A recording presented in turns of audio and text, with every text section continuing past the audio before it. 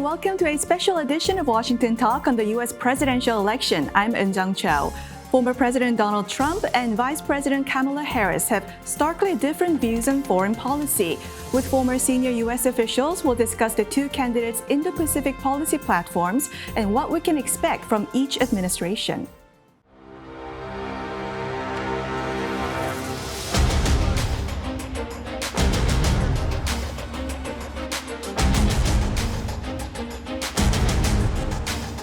I will strengthen, not surrender, America's global leadership, and I will stand with our friends. We stopped the missile launches from North Korea. Now North Korea is acting up again, but when we get back, I get along with them.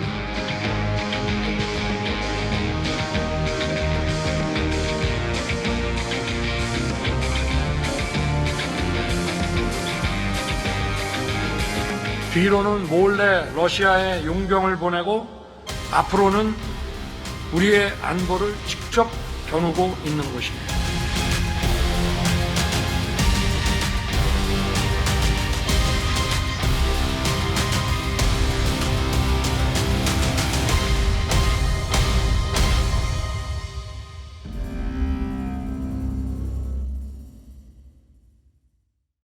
In the studio with me, Mr. Richard Lawless, founding principal of NMV Consulting. Mr. Lawless was former Deputy Undersecretary of Defense for Asian and Pacific Security Affairs and also served as Deputy Head of the U.S. delegation to the Beijing Six-Party Talks. Mr. Lawless has also spent 15 years as a clandestine services officer in the Central Intelligence Agency, where he specialized in nuclear proliferation issues. His recently published book, Hunting Nukes, addresses both South Korea and North Korea's nuclear programs. Also joining us, Mr. Christopher Johnstone, Managing Principal at the Asia Group and Senior Advisor at the Center for Strategic and International Studies. Mr. Johnstone was the Director for East Asia at the National Security Council under President Biden. He also served as the Director for Japan and Oceanian Affairs at the NSC, Principal Director for South and Southeast Asia, as well as Director for Northeast Asia in the Office of the Secretary of Defense. Welcome to the program. Thank you. Thank you very much. Now, Mr. Lawless, there's anxiety in Korea that depending on who becomes the president, the alliance relationship and North Korea policy will be very different. Traditionally, alliance relationship didn't take a sharp turn after presidential elections. Do you think it'll be different this time? I do, and I do believe that irrespective of who is elected. It could be dramatically changed under a Trump administration, but even under a Harris administration, I think we could see some significant changes. A, because of the North Koreans being much more bellicose and much more aggressive, not just the deployment in the Ukraine, missile launches, and the fact that North Korea has made it again a point that it is discontinuing any interaction with the Republic of Korea and now considers the Republic of Korea to be a belligerent nation. So things are changing there independent of who is elected in the United States, so we're going to have to deal with that, whichever candidate wins.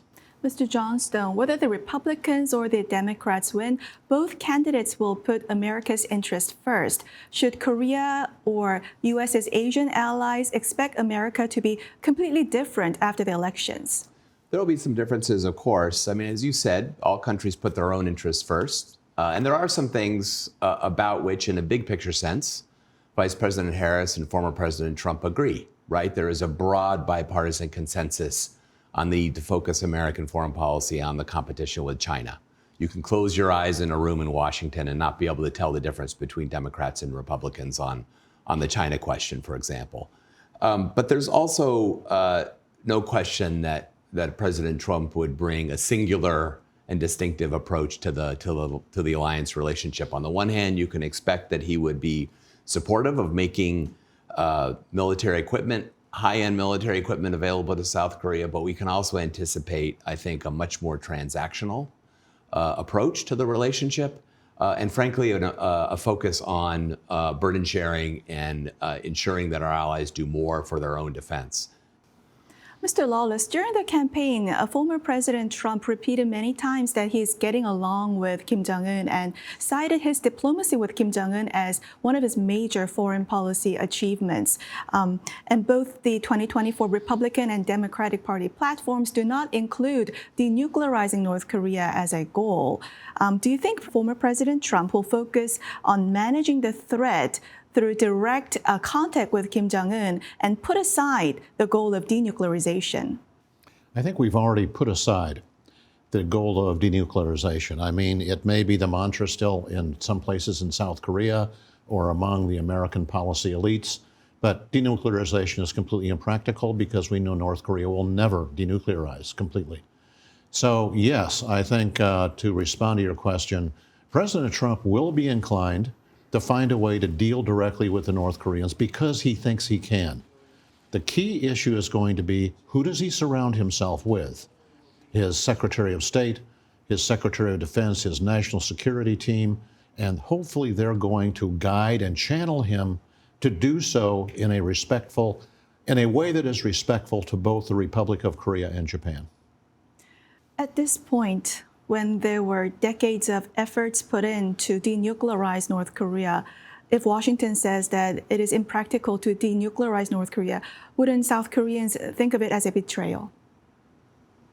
I don't believe so. The body politic in South Korea is very divided. Let's admit this.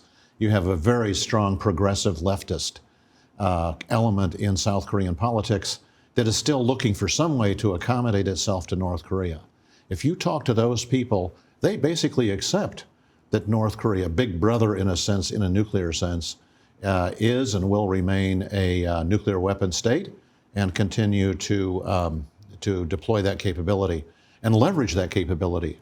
So I also think that the recent discussions on extended deterrence, where we have a committee that is studying additional ways between the United States and Korea for the United States to double down on its assurances of extended deterrence and the nuclear umbrella, is important. The question is going to be that as North Korea continues its belligerent policy, as it probably mounts significant provocations against the Republic of Korea, how will that nuclear assurance be tested in their U.S.-Korea relationship, South Korea relationship? I think they'll test it. I think the North Koreans will test that very quickly under either administration, and we'll have to deal with that irrespective of Trump or Harris becoming president. Mr. Johnstone, even though in reality it seems impractical to denuclearize North Korea, putting it more publicly is very different. To take out the goal of denuclearization out of the party platform is another thing than to think that it is difficult to denuclearize North Korea. In that sense, don't you think South Koreans may feel betrayed by officials in Washington? Look, I don't think so. As Richard said, there's a near-term reality that we have to deal with. You can maintain denuclearization as a long-term objective. I don't think anyone inside the Biden administration would say that they've abandoned denuclearization as the ultimate objective. But we live in a world in which North Korea is a threat today, and they have nuclear capability today. And so I think it is inevitable that we have to focus on deterrence and doing what we can to bring North Korea back to the table. As you know, the Biden administration repeatedly reached out to the North in the pursuit of dialogue. But at the same time, supported South Korea's military modernization, worked to strengthen trilateral cooperation, enhanced in a variety of ways U.S. force structure and capability in the region. So you can do both. You can continue to seek the possibility of negotiations over denuclearization, while at the same time taking a practical approach to deterrence and sustaining our security. And Mr. Johnstone, you emphasized the North Korean threat today and how it is urgent to reduce the risk that North Korea poses. Do you think Vice President Harris will again focus on de-escalating? There's a criticism that the Biden administration only focuses on de-escalating everywhere. Wouldn't that only embolden North Korea? I guess I disagree a bit with the premise. I'm not sure that I agree that we see the Biden administration pursuing de-escalation everywhere. When I think about, for example, I think the support for Ukraine has been quite robust. I think certainly we could have done more, the United States, in supporting Ukraine with more longer range capabilities. But I think fundamentally the support for Ukraine has imposed an incredible cost on Russia. So that's not de-escalation. I think support for Taiwan has been strong. I think support for the Philippines and the South China Sea. So this is not an administration that has pursued de-escalation, in my view. Certainly, they've sought to preserve communication channels with our primary strategic competitor, China, but that's different from de-escalation. So, look, I would anticipate a lot of continuity in the approach between Vice President Harris and President Biden. I would expect a continued focus on building the trilateral relationship. I would expect a continued focus on strengthening the capabilities of our allies. But I think as a general statement, an allies first approach to this problem, as well as the relationship with China, is something that I think would likely characterize the Harris administration in a way that's been similar with Biden.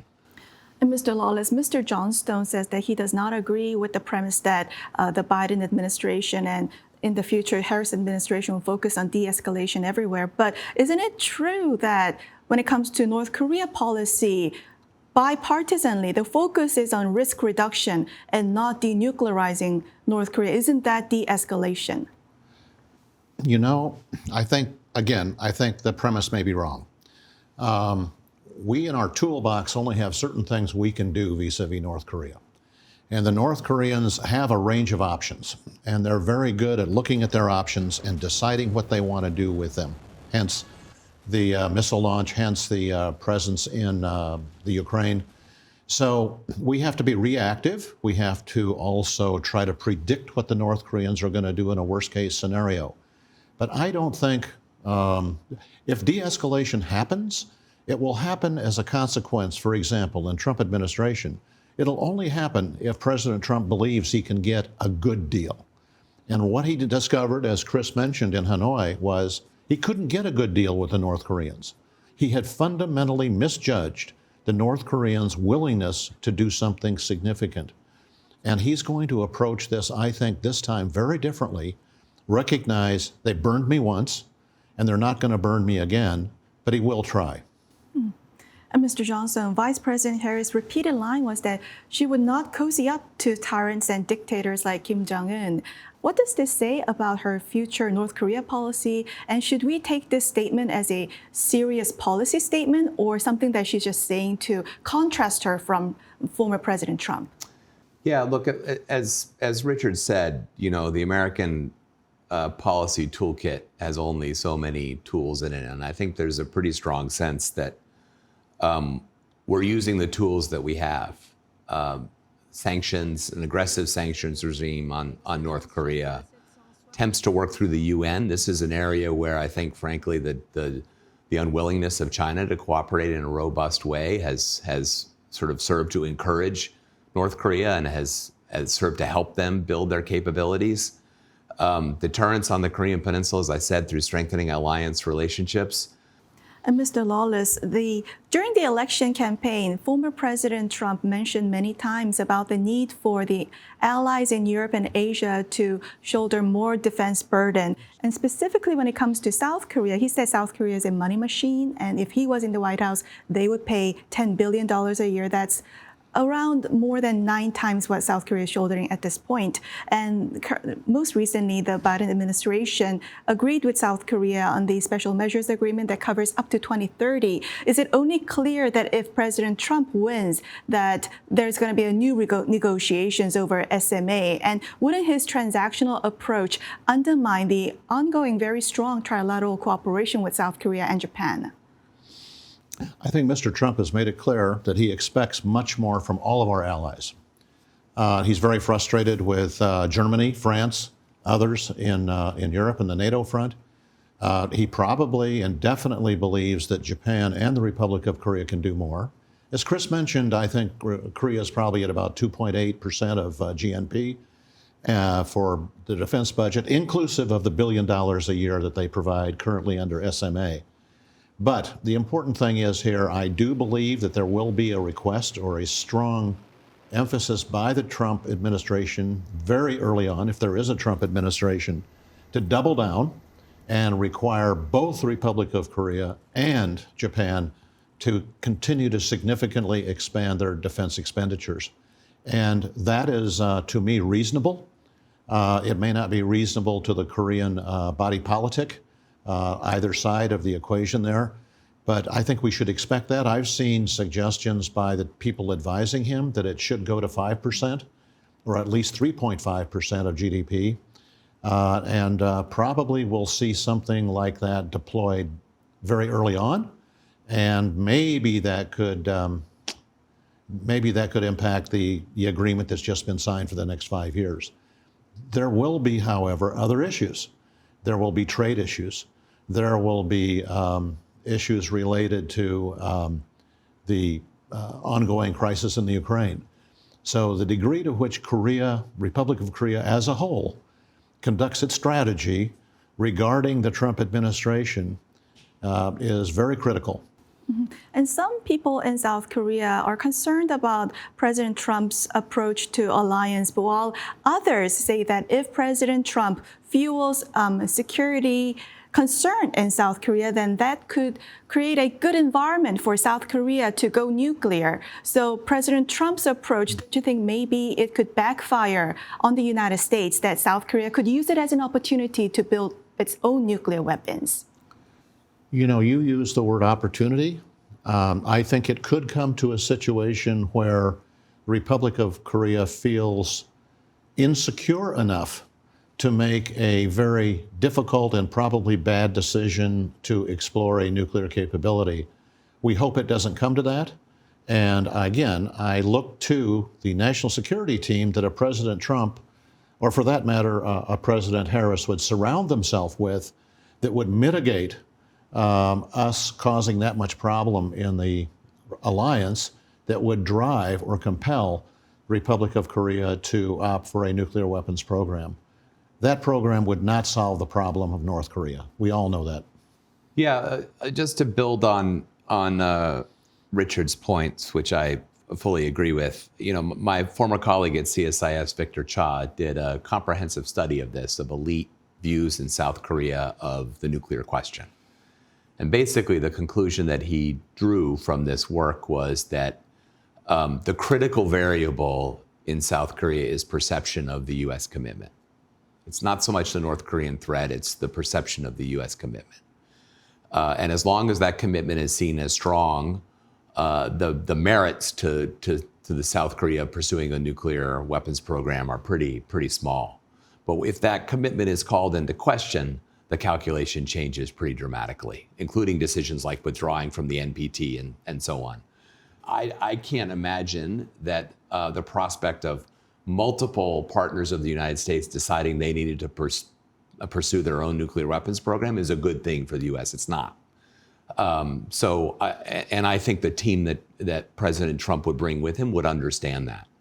I do think at the end of the day that the logic of the U.S.-ROC alliance will remain strong. At least I hope so. And Mr. Johnstone, you emphasized the continuity if Vice President Harris becomes the president, the continuity from the Biden administration. Do you think she would let the interagency process work through the recently agreed Japan-U.S.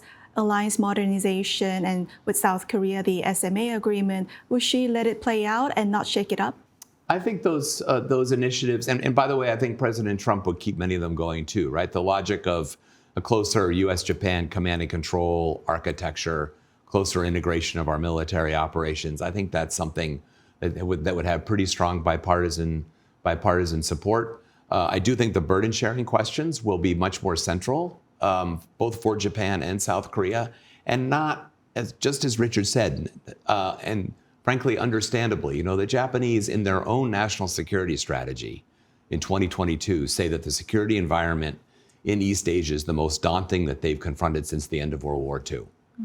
If that's the case, then your defense spending should reflect that. And they are on a pretty dramatic arc, but I think the reality is it will need to continue and possibly even intensify. And Mr. Lawless, President Trump made it clear many times that he wants the Ukraine war to stop.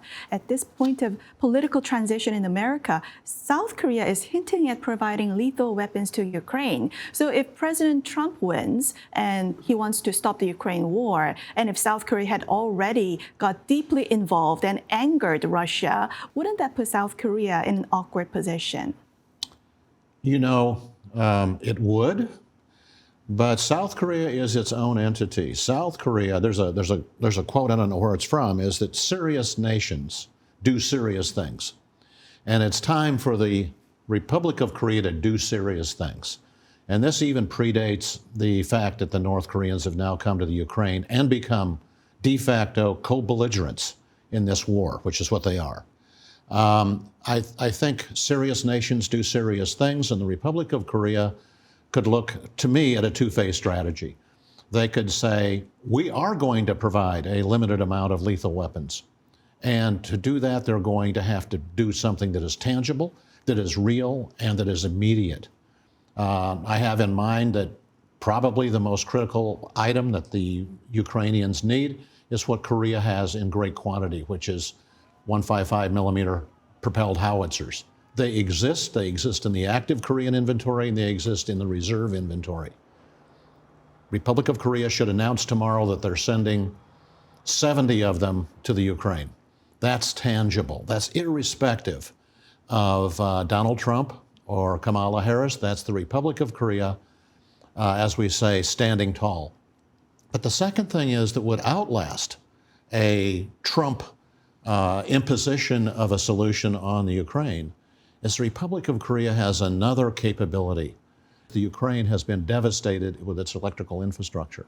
Republic of Korea could say, we're going to announce and promulgate a 5-year, $5 billion plan to help the Ukrainians rebuild their critical electrical infrastructure. And we're going to do it with concessional loans, and we're going to do it the Korean way. That's something tangible. And again, I don't want to repeat myself, but the Republic of Korea has this advantage. It doesn't need to put troops on the ground or get people killed in the Ukraine to leverage its capability to become a player among the world democracies. And I think it's time for Korea to stand up. So too with Japan, but it's time for Korea to stand up. And Mr. Johnstone, I hear some South Koreans even say, just wait another week until after the U.S. elections and then decide whether to send lethal weapons. Vice President Kamala Harris has voiced a strong support to Ukraine in contrast to former President Trump. Do you think if South Korea provides lethal weapons, that would put South Korea in a more advantageous position when it comes to relations with the United States and when it comes to relations with the European countries? So my hope, both for South Korean friends and Japanese friends, is that these decisions are made not based on what they think Washington will think. Yes. Right? I mean, it seems to me that from a South Korean perspective, a very strong strategic interest is for Putin to fail in his aggression against North Korea and for the alignment between North Korea and Russia to be seen as a failure. Right? My view is that if the North Koreans are prepared to send 10,000 troops to Russia, it means they probably don't have plans in the near term for aggression against South Korea. So there's room strategically for Seoul to open up the pipe to Ukraine, and I think it's strongly in its interest to do so. I would say the same to the Japanese, and so this I think is a larger theme. Take Washington out of the equation. Yes. What's good for South Korea? What's good for Japan? I would argue, for example, that a close Japan-South Korea relationship has a logic of its own in the current security environment, irrespective of what focus President Harris or President Trump place upon it. And I would hope that thought process it takes place across a whole range of issues. What's good for South Korea, irrespective of what Washington may think? Well, on that note, we'll wrap up our discussion here. Mr. Johnstone, Mr. Lawless, thank you very much for joining us. Thank you. Thank you. And thank you for watching. We'll be back here next week with U.S. experts to discuss the two Koreas and the region right here from Washington.